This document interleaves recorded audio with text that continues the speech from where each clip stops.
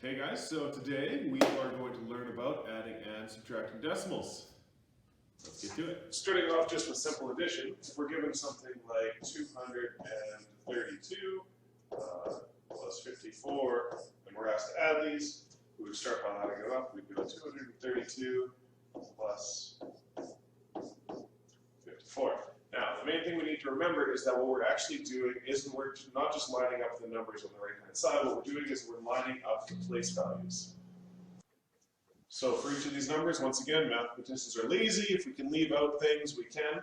So we never actually write these decimals in here. What you're actually doing is lining up your ones based on your place value, and you'd go ahead and you'd add it. So 3 and 5 gives you 8, so you end up with 286. Once again, your decimal is right after the ones place value. So if we change this question up a little bit, and we gave 23 and 2/10 plus 54. So once again, all that's changed is the place value in our first number. So we start with 23, 22. And now what we're going to remember is there is a decimal at the end of 54. And we end up, so our ones place value and our ones place value, we want to line those up. So we end up with 54.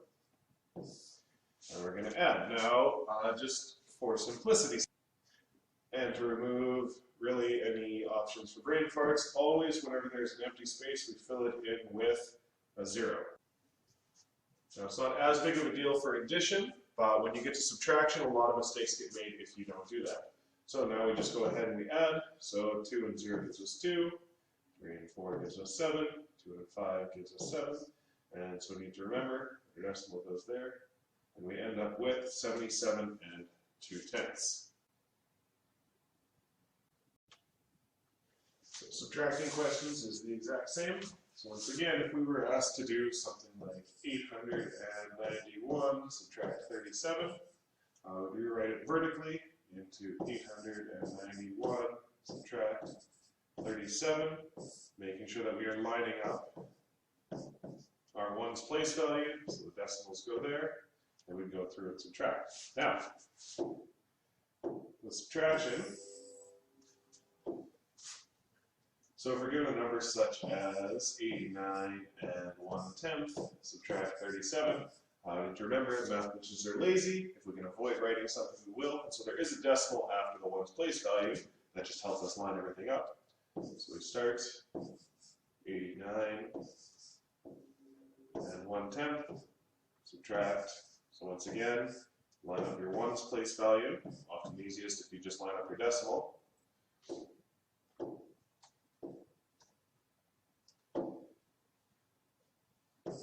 And then once again, wherever there's an empty space, add a 0 just to make sure everything's lined up. And we just go ahead and subtract. So we end up with 1 subtract 0 gives us 1, 9 subtract 7 gives us 2, 8 subtract 3 gives us 5, and our decimals come straight down. And so we end up getting 52 and 1/10. All right, so I'm going to give you a couple sample questions. So I'll give you 4 sample questions here. So if we end up with 454 thousandths plus 31/10 and 15 and 2/10 plus 100ths. Subtraction, if we end up with 154 thousandths, subtract 31 hundredths and 2 and 42 hundredths, subtract 5/10. So once again, your first step, most important, every single time whenever you're adding, subtracting decimals, you need to make sure that your place values are lined up. Easiest way is to check with your decimals. So we start with 454 thousandths. Decimals are lined up. Now if you have a hard time writing neatly, I know some of you do, It's best if you actually write it a little bit bigger and space it out just to make sure every line is lined up, because if you end up having something that looks like it might be underneath another line, you're going to make a lot of simple mistakes. So we go through, we're adding 4 plus 0, 5 and 1 is 6, 4 and 3 is 7, and make sure to bring down my decimal. And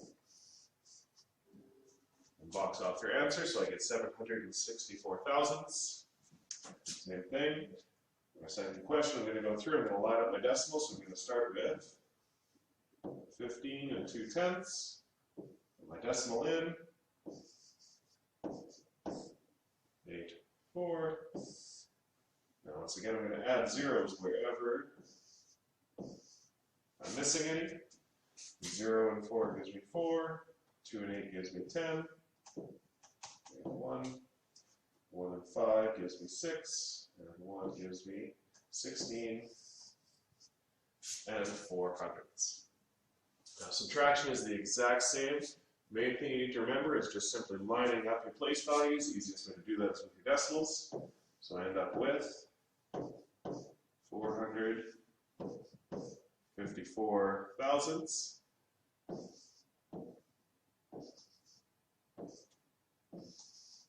And 31 hundredths. Add a 0 wherever they're missing.